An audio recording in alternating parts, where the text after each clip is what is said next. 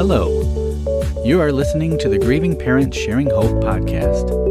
We are here to walk with parents on their unwanted journey of child loss, guiding them to a place of hope, light, and purpose, not in spite of their child's death, but as a way to honor his or her life. And now, here is your host, author, speaker, and bereaved parent, Laura Deal. Hello, as always, thank you for joining me today. I know this is a busy week for a lot of us and a difficult week for a lot of us. Today's guest is someone who's been on this journey for around 30 years, so he has a lot of experience at being a pareavor. And just like most of us, Tracy did not think he could get out of that place of darkness. In our conversation, we talk about getting past the anger, how his prayers and relationship with God was changed, and the conscious decision he made to learn how to live a life of meaning and purpose again after his 18-month-old daughter died in his arms. Let me give him a proper introduction. Tracy Brinkmann is a father of 4, a former military man, and the voice behind the Dark Horse Entrepreneur, AI, Escape Plan, and Your Success DNA, 2 shows drawing over 300,000 monthly downloads. His life reads like a redemption arc: addiction, the loss of his 18-month-old daughter, divorce, and bankruptcy. Yet he rose from it all to lead corporate marketing teams and build a thriving digital brand. Today, Tracy helps parents and small business owners compress time and multiple income using AI, podcasting, and automation. He speaks with compassion, clarity, and conviction, living proof that no setback is final and no dream is too late. So let's listen in on my talk with Tracy Brinkmann. Well, hello, Tracy. Thank you for joining me today. I have a feeling we're going to have a really good conversation here. Well, I appreciate you having me aboard, and I hope what I'm able to share helps somebody. Oh, yeah, I have a feeling it will.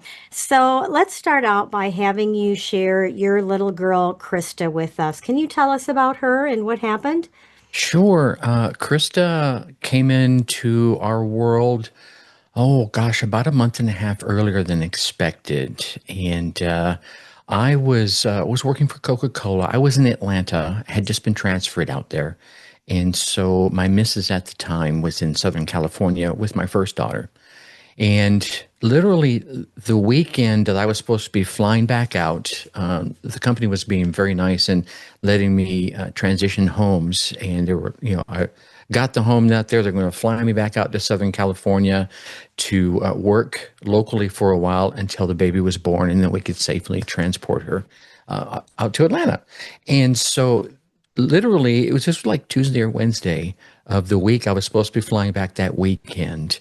I get an emergency phone call from my mother-in-law saying that my missus was in the hospital in the ER. And what had happened was, my missus was probably pushing herself a little too hard, moving things around in the apartment, the whole 9 yards. And next thing you know, she's getting great pains and what have you. So she calls 911 and they take her to the hospital there in Whittier, California. And during her time in the ER, as they admitted her, they lost a heartbeat for the baby. And so everyone, rushes into action. They do an emergency cesarean, get the baby out. And Krysta was born with a distended abdomen, which for anyone that is not medically savvy, you could picture the classic beer belly on a guy. Picture that on a newborn baby. And that's what Krysta came out looking like. Now, later on, what I had found out had happened was one of the major arteries feeding her intestinal tract did not develop like it should have. And that starved the blood flow to her intestinal tract. So she was born with don't get me wrong on the numbers here, it's been so long now. I think she was born with about 30 centimeters of large bowel. Of small bowel, excuse me. Okay. And normally when you're born, you got about 300. So Krysta was born with not enough intestinal tract to sustain life. She couldn't, that's where we absorb all the nutrients via the food we ate. And over the course of the first 3 months of her life, she went through 6 major operations Mm. just to get her to the point where she could sustain life. And one of the operations that they did was install a TPN line, which is total parental nutrition, which basically feeds the base nutrients that we need as humans so directly into her bloodstream. The line went straight into her arterial valve there, or into their artery for her right above the valve. Anyway, so which is good, but the downside of that is the body being the amazing tool that it is, because she was taking TPN nutrition, she didn't have to filter anything. So the body said, oh, you don't need this liver. So now she needs a Mm-hmm. liver and a small bowel transplant. One of the other operations they tried was a very intricate way where they would separate the small bowel into 2 halves, and there's all kinds of arteries and everything. So it's not like they just cut it in half. There's this whole jigsaw effect, and then form 2 thinner tubes and then connect those end to end to give her twice as much as she had, when it still wasn't enough. Mm. So they finally get her stable where she can get on the organ donor list. So that's how Krysta came in, and that was the start of her short time with us here. I'm not sure what more of that story you'd like, but I could keep going and telling you the rest, and we can go wherever you'd like. Well, did she end up with a transplant? I mean, that's a teeny tiny thing. Sadly, no. The story was not a happy ending. Krysta made it home for a short period of time. She finally got out to Atlanta, which where a number of these operations happened. And then when they finally got her on the organ donor list, they give you, well, back then they gave us a beeper. And, we go through all the training of, okay, here's what you got to do. As soon as this beeper goes off, everything drops and you race to the hospital. And we lived about a half hour north of Atlanta at the time. So that was, and I had an IROC Z at the time. So the beeper went off one time for us.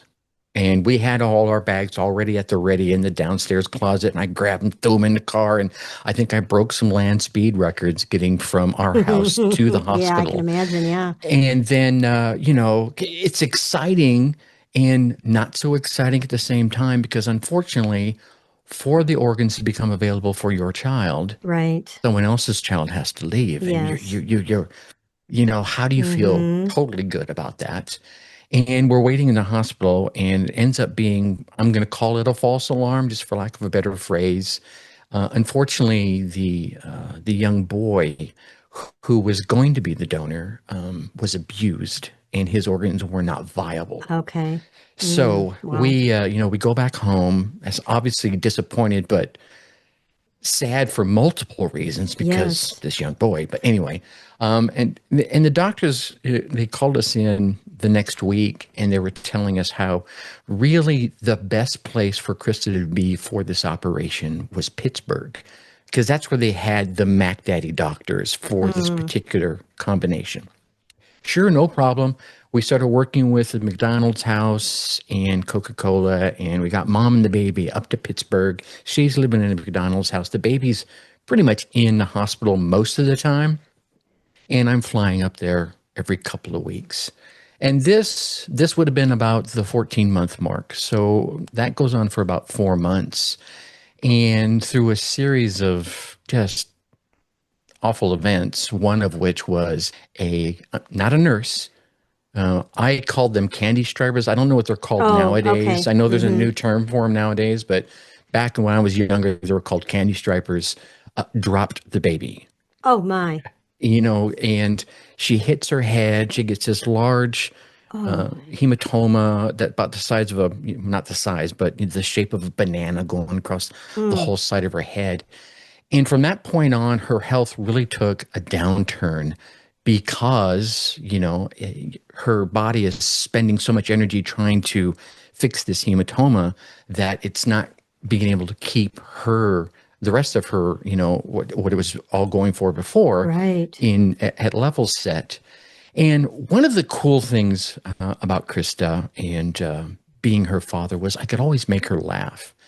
And she always greeted the world with this beautiful blue-eyed smile that she had, knowing that she had to be pretty much on a constant level of uncomfortable going through all the things that she had. She had, the TPN lines and a bag, gastro bag, and all this noise. And because when she pooped, it was very acidic. We Mm. had to coat her butt with, just lots of gook Right. to keep it from burning her skin. So I can't imagine all the levels of uncomfort. It didn't faze her.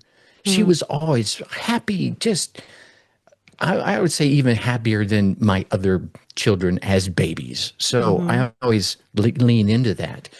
And so making her smile was just one of the joys of my life, and making her laugh and giggle. It made me feel like, okay, I'm contributing to, something Yes. positive at least. And I flew up there one weekend, and I went into her room, and she had taken a downturn during the course of the week. So she was being intubated. And so I go in there, and I thought, well, it's okay. I'm just going to be the cheerful dad. I'm going to make her smile. And everything I tried, I couldn't get her to smile. Oh. So this caused a level of concern that only a parent would understand. And I know your Mm-hmm. audience is, grieving parents. When there's something else wrong with your kid, whether Mm-hmm. they say anything or not, whether they're able to say anything. So I grabbed the doctor, and I was asking her, if the organs were available right now, do you think she would survive the operation? And I got a lot of hemming and hawing and doctor speak, and they just not Mm. wanting to commit to anything. And no joke, buy the white coat, grabbed the collar, pulled her across the hallway into a janitor's closet. There, it's just us now. Mm-hmm. And re-asked the question. And a little less hemming and hawing, but the answer finally came out, no, I don't think so. Mm. Okay, not the answer I wanted, but certainly now I have a new baseline. So the next question becomes, do you think her health will elevate to the point where she could survive the operation? It's a pretty significant operation, though. Small Right. liver and Right. small bowel. Yes. So it's, Yes. you'd be open a while. And a little more human harm, but no, she didn't believe that Krista's, Mm. with everything that body, that her little Right. body was doing, she didn't feel like she was going to get any better. So now you're faced with the choice of, do you leave her on the machines, which at that moment in time were the things that were keeping her alive, Right. or do you not? And, a short piece of my backstory is probably about 5 years prior to that, I went through a point in my life, was just my dark point in life, where I had battled and overcome addiction. And it was my first daughter that I tell to this day, she was the thing that saved my life. Mm. Because at 3 months old, I had a significant event, and the police kicked open the door to my home. And that's how deep into the scene I had gotten. I wasn't there when it happened, and neither was she. But it was her. It was actually my daughter and my father in my head going family first, family first. And that moment, I was realizing, crap, it's not just my life I'm impacting anymore. I have, this newborn baby. So I righted the ship of my life at that point in time with the help from some amazing parents and a brother from another mother.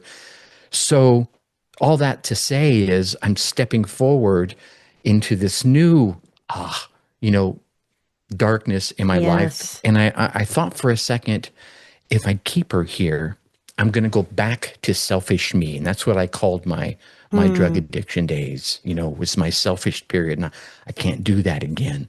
And so it gave me the strength to, I'll call it the strength to make what I think is the toughest decision I've ever made. And, we decided to just turn the machines off. I wrapped her up in the blanket that grandma had crocheted for. Sorry.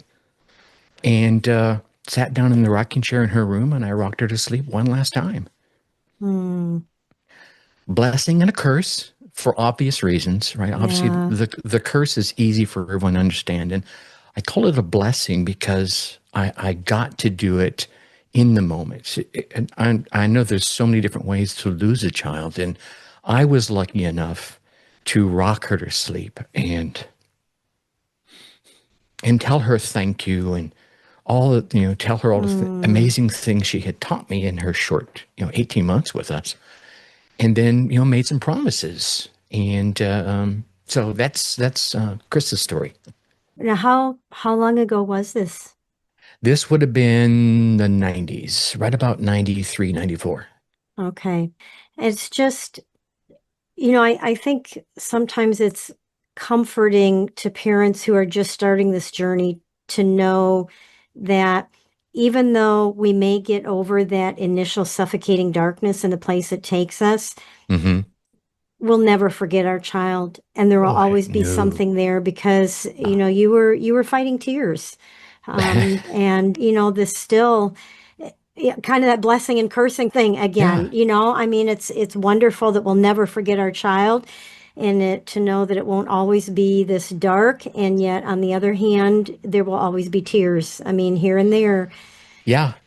One of the things, and and I say it, I say this being the cliche male kind of person. I was, raised by a classic military man. He was in the military for 23 years, just an amazing father. And, he has flaws, but, he taught me that male strength, not that men don't cry, but men get their crap done. And Mm, so obviously when Krista passed away, there was a whole host of things that you have to take care of. yes. And, I pushed down the feelings to take care of those things, right? And get everything organized and put together. And, Mm-hmm. everyone learned or alerted and, Right. noted. And, or anyway, once I pushed it down and once we were on the other side of all those events, I kept it down. Hmm. And I would urge anyone listening to not do that. Push it down for when you have to because you have to get Mm-hmm. stuff done. I totally get that. But once you get on the other side of okay, now I need to let myself feel because it wasn't probably about, it may have been a year and a half or so. And I was watching a movie. The father of the movie was holding members of the hospital hostage in the ER room along with his sick son. And about a little over halfway through the movie, the realization came to me that this father was going to kill himself in the ER room because his son needed organs that they wouldn't get Oh. anywhere else. And the Mm-hmm. moment that realization hit me, I just started bawling like a baby. Hmm. I mean, like uncontrollably. And that's when it hit me that I had spent all that time holding it down and hadn't really let myself mourn, Hmm. really. You know what I mean? Mm-hmm. So, yeah. So don't do that. Yeah. And I know some parents will say, well, I have to because I have other kids I have to take care of and I have all these, work and And you do. Yeah. responsibilities. And I think you feel like if you go there, you'll never come back out. I had, like I mentioned, my oldest daughter at that point was 4.5 years old, 3.5, 4 years old, almost five. And so I totally feel you. And that was another one of the excuses I gave myself. But again, that moment when that movie just rocked me and just literally I fell to my knees off the chair. I And then you realized can't control when or where it happens. exactly Yeah. that was the realization. I was like, oh my God, if I'm over controlling it, Mm. then I'm actually losing control Wow. and not. And on top of that, what am I teaching my daughter? Because we all know they're always looking at us. Right. They're learning the lessons from us, even when we're not teaching them verbally. Mm-hmm. So, it was, And she knew she had lost her little sister. I oh mean, as yeah, young as she she totally was, I understood mean, it. her sister was there and then she wasn't. Yeah, and she was old enough to understand it, as much as you can at, Right, 4 years right. old. But Mm-hmm. certainly, to your point, she understood her sister was gone and she was up in heaven now. Yeah, Yeah, wow. Now, Tracy, if I understand you right, you went through a period where you were very angry at God. I did, and it really hit me harder because during everything that was going on with Krista, I threw myself into speaking. and which basically I was going around telling everyone the benefits of being an organ donor. And I often joked that I would tell anyone who would listen, and quite often a few people that didn't want to listen. And one of the times after Krysta had passed away, I continued to do this tour of speaking around the greater metropolis of Atlanta. And I got invited to a church. And so their pastor, preacher, whatever it is, invited me and heard my story from another fellow of his, and decided to bring me in to speak to his congregation. I came up there and spoke to them. And afterwards, and this is not me slighting anybody in their particular church, and which is the reason why I'm not naming the denomination, he said, "Your child is not going to heaven." What? Yeah, he gave this lame, and I don't want to cuss on your show, he gave this weak reason that my child was not going to go to heaven according to his beliefs because of the way things happened.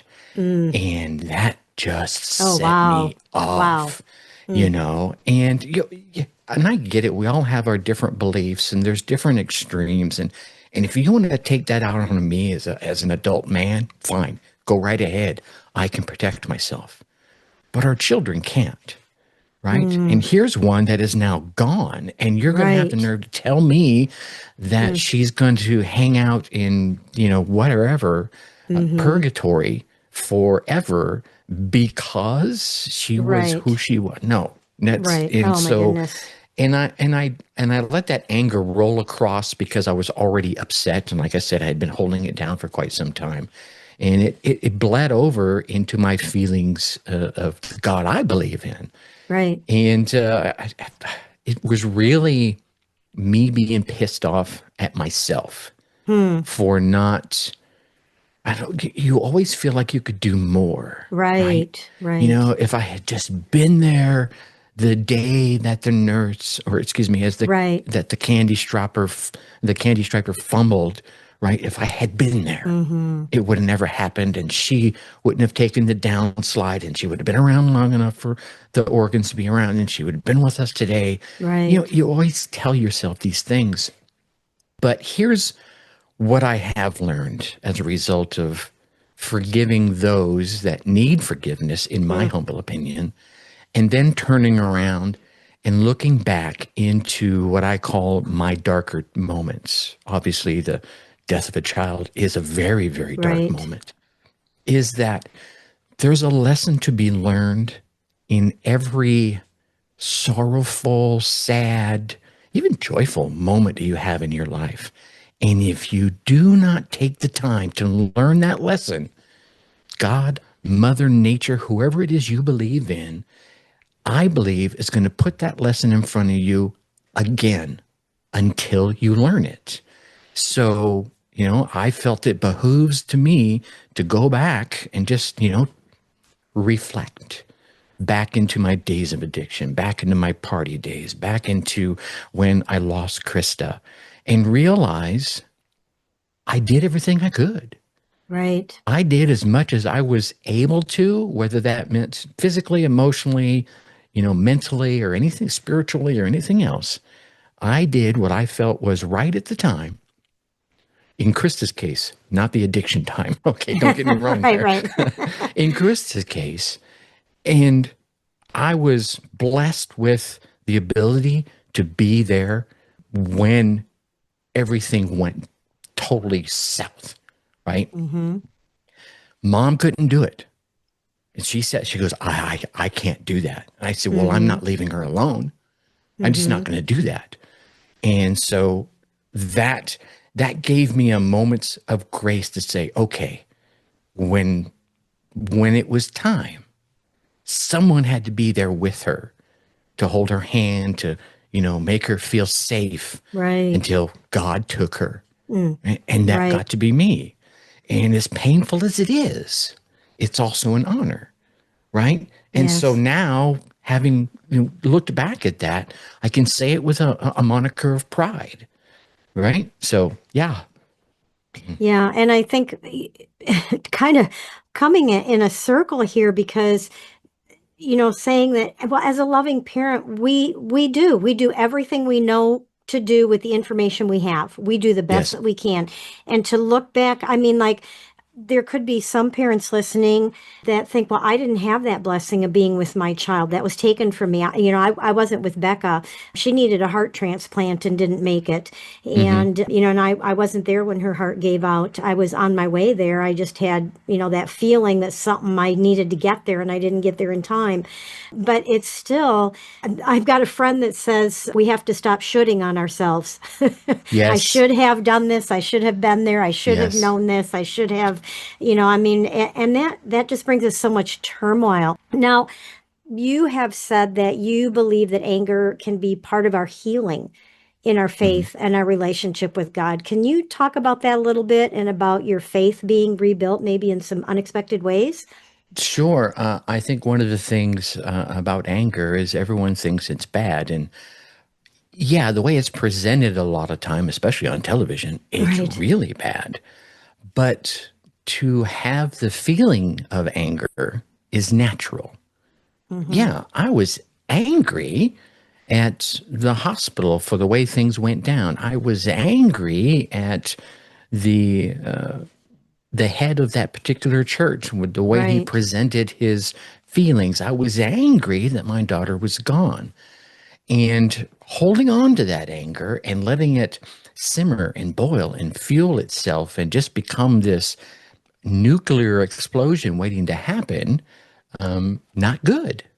And it was also impacting how I was interacting with those that were still with me that I loved, my spouse It at the spills out, time, my doesn't it? my older daughter. It leaks out, Mm-hmm. right? And sometimes it leaks out and you don't even realize it. You get defensive, which is just more anger. Right. And so yeah, I think you need to find a channel for it, one, and then have someone, anyone that you can talk to, whatever that means for your comfort level of talking. I was lucky enough to still have that brother from another mother who I met at the age of 16 and he was 14, and we were friends until he passed away a few years ago. And so I could call him on the phone day or night and we could talk about anything, right? And I mean that, anything. And so there was many a night where Mm-hmm. him and I were on the phone late into the wee hours, and I was just venting and crying and sometimes screaming and yelling, and he would just let me. Mm-hmm. And then he would be either the angel on my shoulder when I Mm-hmm. needed that, or the little devil over here kicking me in the butt when I needed that.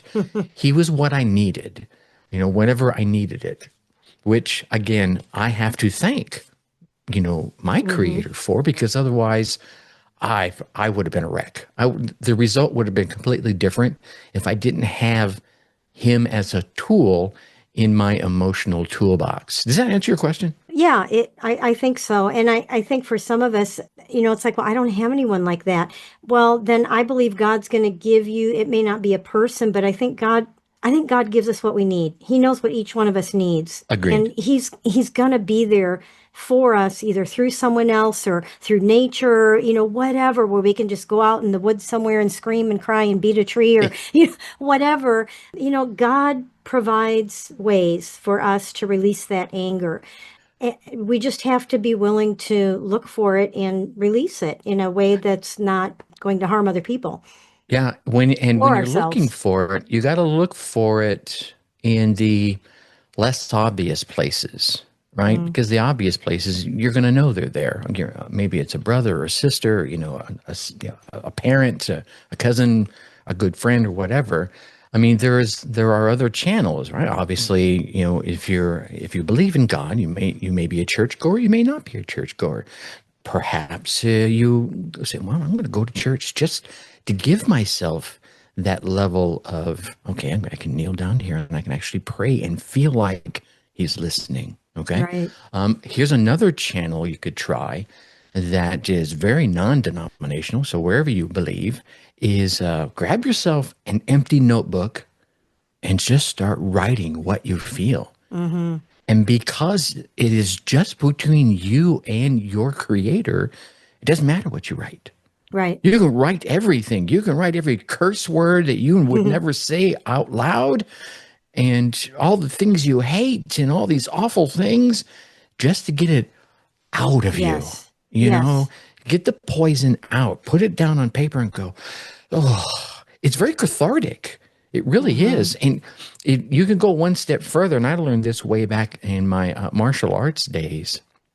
One of the things of my iconic martial arts faves, Bruce Lee, when he was going through turmoil, and this is Mr. Calm, Mr. Just ice cold, and the feet underneath the water like the duck. When he would have these turmoils, he would journal as well, but when he was done dumping out, spewing that poison, like I said, he would tear out the page, crumple it up, and burn it. Yes. Mm-hmm. So that was his way of releasing, and then just Right. just totally getting rid of it. So it wasn't like he was going to go back and reread it Yes. and feel it all over again. Yes. Mm-hmm. So that's another thing I would coach, right? If you're going to spew all that vitriol, maybe you just need to find a way to let it burn. Right. Because if you go back to it, you can just pull it all back up again. And the whole point is Yes. to release it. Yes, exactly. Yeah. Yeah. So many of us thought that we knew who God was until we lost our child. How was that for you? I think my opinions on God changed when I lost my child. And I won't say, obviously, I went through the anger point, which we talked about, but I don't think they have changed back to what they were previously.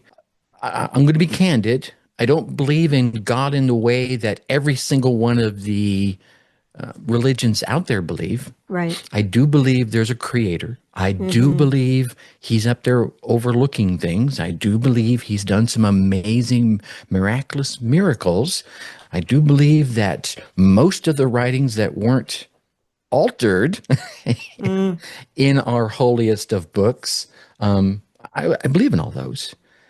What I don't believe is that I have to go to a house to sit down and pray to him, right? Which is what I used to believe. Right. I believe that if I'm sitting in my car stuck in traffic and I have a prayer for someone, even if it's for myself, that I could utter it right there in the driver's seat, Yes. hand on the steering wheel, Yes. and I can be heard. So, yeah, in that perspective, that's where my things changed. And a good chunk of that is because of that experience with that one gentleman. And, and I also have a family member that used to be a pastor and it rubbed me raw a couple of times as a teenager, but that was more because I was heading down my wild path, and he was trying to preach fire Get a and little brimstone preachy. to scare me. Yes. Yeah. So those two things, but I think I think it's like moment I turning sat- that corner from being a religion to actually finding out you can have a relationship with God, that you can talk to him anytime, that's a great anywhere. point. Yes. Yeah. And it started for me that I was talking to Krysta first. Right. So that was my stepping stone back from the anger back to God as the next level up. Because if I can take the time to speak to my daughter, who I believed was up in heaven, then I might as well go ahead and take a moment and divert my prayer to the power, to the man, whatever you want to call him, that is taking care of her. Yes. Right? Because now I'm speaking father to father. Hey, you got to take care of that's my girl up there. beautiful. You know what I'm saying? And that's what it turned into. Again, I spent many an evening or many an afternoon talking to Krysta and sharing words with her. And then it hit me, and I don't know what the actual impetus was, but it hit me, well, who's taking care of Krysta now? Of course, I understand the concept of heaven, and I knew she was okay, but there's God up there that's taking care of all that. And that's when it came, okay, father to father here. I need you to hook me up. I need you to help me out and take care of this girl. I plan on being here for a long time because I have two other daughters now that need, well, three now, that need me. So it's not like I can just eject and come up there and take care of her. So Right. you got to do this for me, you know? And it was, I don't want to sound hokey. It was like this like warm feeling came over me like, yeah, I got you. I You love know what I that. mean? Yeah, I love that. Yeah, it's almost like God said, "Yes, I'll do that for you." Yeah. I mean, Yeah. You know, and it was just like uh, his presence just came down and said, "Yes, thank you for letting me be her father now for a while." exactly 100%. And that also released a worry that, you know, as any parent you would have, well, is my child okay? Well, Yes. yeah, Mm-hmm. if you don't believe that your child is in the hands of someone better attuned to taking care of her than you are, you're going to Yeah. continue to worry like that. Tracy, do you like the person you have become since Krista died? Oh my gosh. That's a tough question. Yes. Now, yes. Mm-hmm. I've actually had people on, you know, it's one of the cliche questions you hear on podcast interviews or, you know, in social media. If you could go back to some point in your life and make change one thing, what would it be? And yeah, there's always the one things we would always love to change. And I'd love Chris to still be here, but I wouldn't be who I am today if I hadn't gone through those pains, those hardships, as crucible as they were, Mm. they made me a better father. They made me a far better father for my first daughter, as well as the other two daughters that came behind that. They Mm-hmm. made me appreciate life a whole lot Yes. more. They made me appreciate the things I needed to learn. You don't know what you don't know sometimes.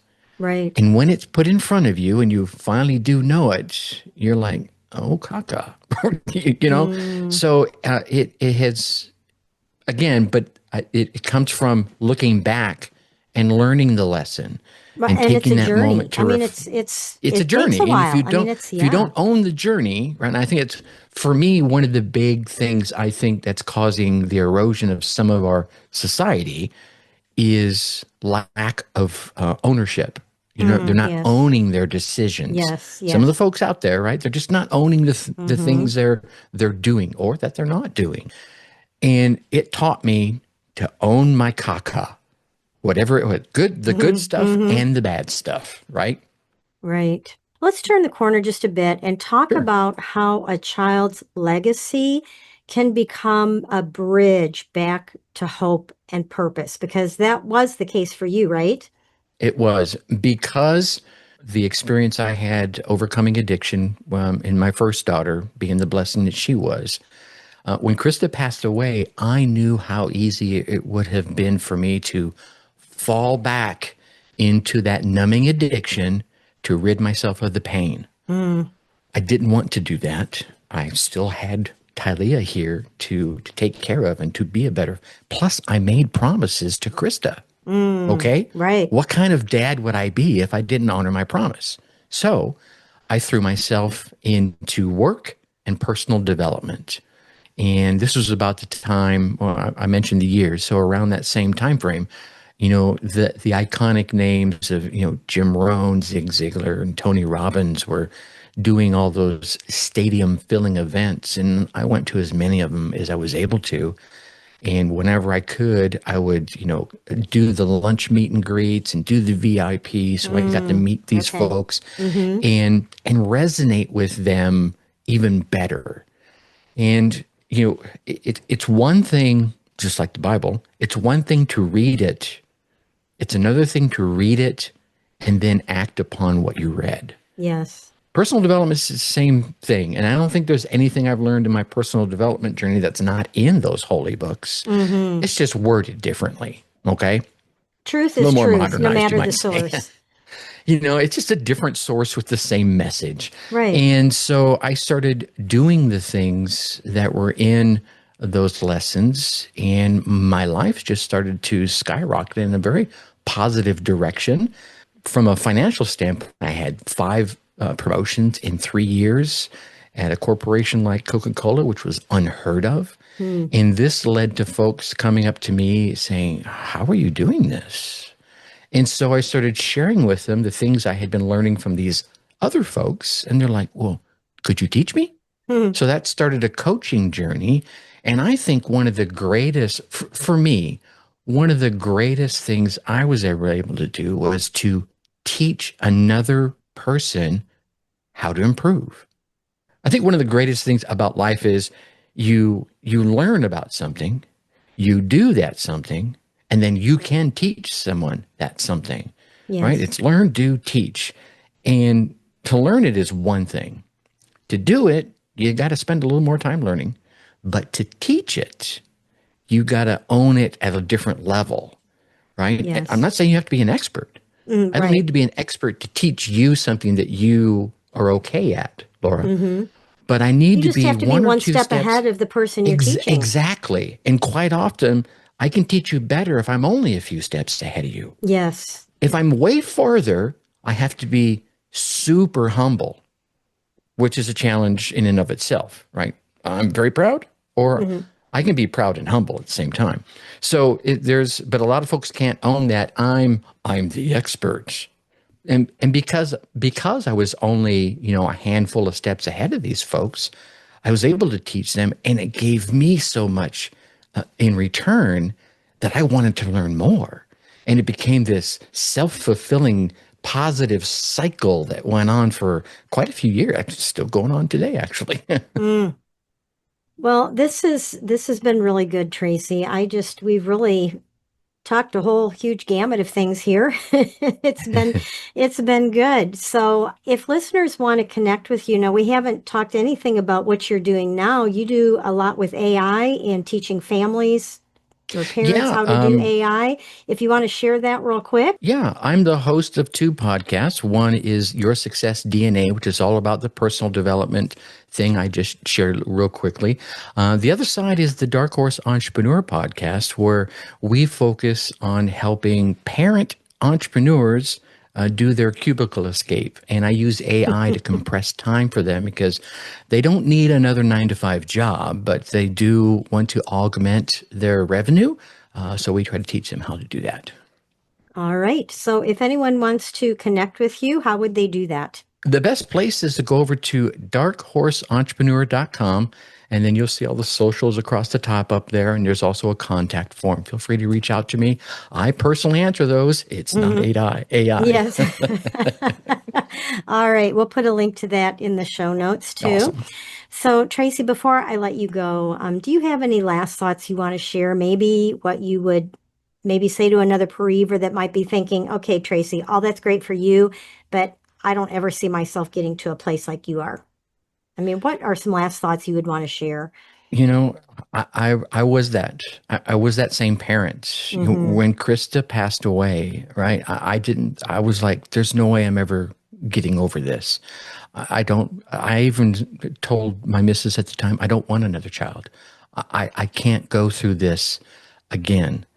And then I turned and looked into my older daughter's eyes, and there's a joy in having a child. We all know that, which is why it hurts so much when they're gone. I would lean into whatever brings you joy, and I know it's going to be hard to feel it for a while. And I will never tell you it's going to stop hurting because, like Laura Right. mentioned earlier, when I was telling Chris's story, it still hurts.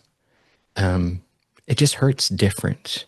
Yes. I tell her story more with pride and more with the hope that her story helps others realize it's not the end of the world. You can come out on the other side with a smile on your face about the experience. I mean, I could babble on about pain for days, and I don't want to, but you need to embrace the fact that you're hurting. Don't stuff it down. Otherwise, you may experience the movie moment I had. It may be worse. I know I told Robbie I was thankful that that movie moment didn't happen when I was driving home Right. because I would have hurt somebody. I would have lost control of my vehicle and I would have crashed into probably somebody and caused someone else's parent pain. So go ahead and, let it out in a controlled environment, of course. You just don't hurt yourself or anything Yeah, like that. aren't there places now where they do like where you can go in a padded room and just smash a bunch of glass?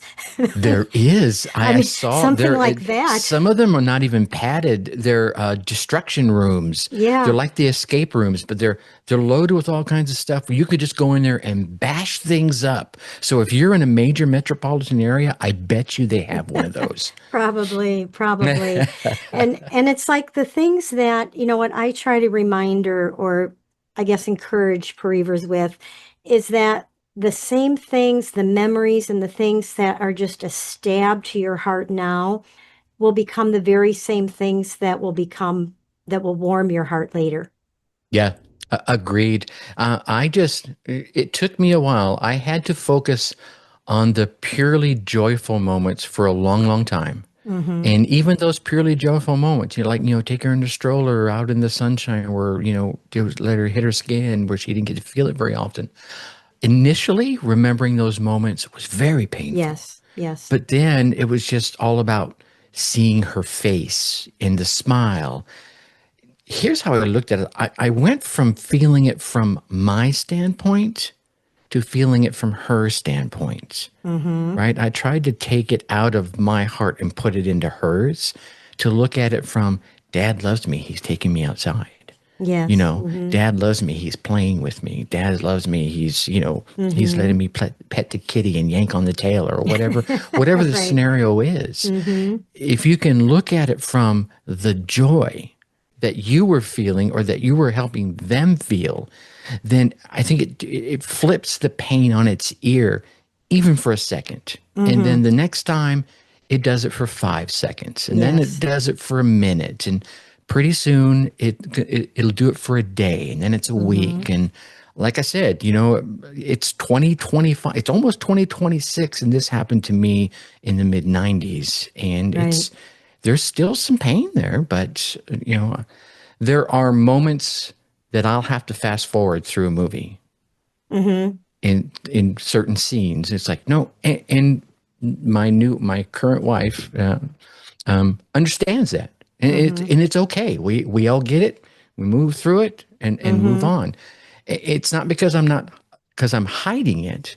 It's because I don't need to relive that. I have enough joyful moments about Krysta that those are the ones I'm going to hold on to. Yes. I just don't want that pain right now. I want to keep, Exactly. yes, I want the Exactly. warm memories to stay. And they're now they're few and far between, but every once in a while, one will hit a little bit too close to home, and I'm like, let's not do this one right now. I was going to let you go, but it's kind of funny. You made me think of sometimes it's kind of like a song or something. It's like sometimes the exact same thing. It's like I can't get it away from me fast enough, and other times I just can't get it to me enough. Yeah, it's funny you mentioned that. There was a song, oh God, it was an old Whitesnake song that I associated with Krysta because it was like, an angel rising to heaven. I forget the lyrics and I'm not good. But I couldn't listen to that song for a long time. And then, 2, 3, 4 years later, when I decided to try listening to it, I wept. Now I can listen to it. I still feel the sadness, but I still feel the joy at the same time. And on that same note, I was at a concert 4 or 5 years ago. And this was after my brother from another mother, Robbie, had passed away. And it wasn't the band that sang the song, but they did a cover of it. And I was like, oh my God. And, I was singing it and I was smiling and I was remembering Robbie, and then a tear went down my eye. And I was singing at the top of my lungs with a cracked, half crying voice. So it was that mix of joy and pain at the same time. Well, Tracy, thank you so much for your time and just for being so honest and vulnerable and just the hope and the help and the thoughts that you've given. So just appreciate you coming on today. My pleasure. Thank you for having me aboard. I think you can tell that Tracy is not used to being able to share freely about his belief in God and how personal it is to him. So I really do appreciate how he opened up and was so honest with us. A couple of things I want to come back to. First is the anger issue. Yes, we have a reason to be angry, but does that give us the right to hold on to that anger, allowing it to become a bitter poison to ourselves and those around us we love? I want you to ask God to help you let go of it. We can't let go of it ourselves, right? In fact, let me just say a quick prayer for you right now. Father, you know our hearts and you know the hurt that comes out as anger. And Lord, for many of us, it is a justifiable anger. But Lord, holding on to that anger doesn't help anyone. It doesn't bring our child back. It doesn't release anything in our lives that we need released. We need peace. We need comfort. We need hope. And so, Lord, anyone listening who is struggling with that anger, Father, I pray that right now they would choose to lay that anger at your feet and exchange it for your peace and all of the things that you have that we each need. I pray these things in the precious name of Jesus. Amen. The other thing I want to come back to is that when you help others, it helps you. It doesn't have to be something big like Tracy has done by coaching others or having a podcast like he and I have. It can be something simple like taking cookies to a neighbor or volunteering somewhere like your local animal shelter or serving food at a homeless shelter. It could even just be sending someone a text, letting them know you're thinking of them and hope they're having a good day. When you help others, it helps you by taking small steps toward a life that is good again with meaning and purpose. I want to ask you to be part of the special GPS Hope community that is helping to keep this podcast ad-free. We have joined Patreon, and that is a place where it allows you to give to this podcast to keep us going, give to the ministry of GPS Hope at $5, $10, or $20 a month. $5 a month is just a seed of hope. You're saying, I just want to do something to keep this going because it's been such a help to me. I don't want to lose it. I want other parents to be able to listen to this podcast. The $10 level is the reflection level. It gives you access to 3 reflection questions from each podcast episode. It'll help you to dig deeper into your own life, or you can use it for a group that you're in. And then the $20 level is the community level, and that gets you a monthly invitation to come with me on a Zoom meeting, and we'll talk about the episodes, what God did for you. You can ask questions. We'll just spend some time together once a month. All 3 levels gives you access to things that I post over there that I don't share or put anywhere else. It's just a real special community and a way to say thank you for those who are supporting us financially to keep us going. And like I said, we do not want to have ads on this podcast. I don't want to get to that point. So hop on over there. That you can find it at patreon.com/GPS Hope. And I will put a link to that in the show notes. Also, we will be starting our Advent season. I know Christmas is a very difficult time for us. It can just be outright brutal. And so every Sunday night, I get on live on the YouTube channel and on the GPS Hope Facebook page, and I light the candle on the Advent wreath, and I read that day's entry in the book, Hope for the Future, an Advent Journey for Bereaved Parents. Now, you can get this book. It gives you a little reading to do every day through Christmas, just to help you get through the season, to remind us that it is Emmanuel, God with us, and that because of Jesus coming as a baby, and then growing up and dying as a man on the cross for us and resurrecting again. It is because of what he did for us that we can be with our children again. And so to me, it just really helps to get through the Christmas season when I remind myself of that. You can find out more gpshope.org/Advent book and join us. Even if you don't have the book, you can join us each Sunday night. It'll be 8 o'clock every night, though, Central Time. Let's go ahead with this week's birthday segment. Elizabeth Pasqualone was born on November 14th and is forever 28. Melissa Sulikowski Hill was born on November 23rd and is forever 38. Brendan Widener was born on November 28th and is forever 14. Liam Tripp Nugent was born on November 29th and is forever 21. Raylyn Ten Bruggencate was born on November 29th and is forever 1 year old. We celebrate the day these children came into the world. We know it will always be a special day and worth celebrating. If you would like to have your child's birthday announced the week of his or her birthday, I am so honored to be able to do that for you. All you have to do is go to gpshope.org/birthdays. Fill out that form, including the pronunciation of your child's name if it gets mispronounced, because I do want to say it correctly for you. Just submit that information, and we will add your child to the birthday segment the week of his or her birthday. And Dave will also send you an email to remind you to listen. I'll also put a link to that in the show notes. There is something about being able to make someone else feel good that helps us in our own journey.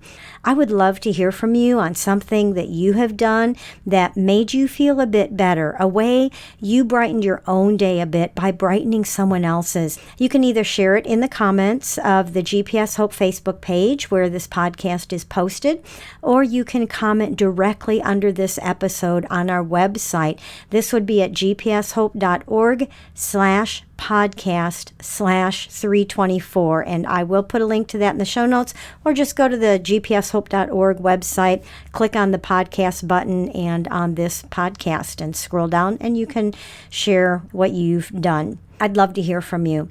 You can have a life that is still worth living, a life of meaning and purpose. And this is not in spite of your child's death, but because of his or her life. So hold on. Pain eases. There is hope.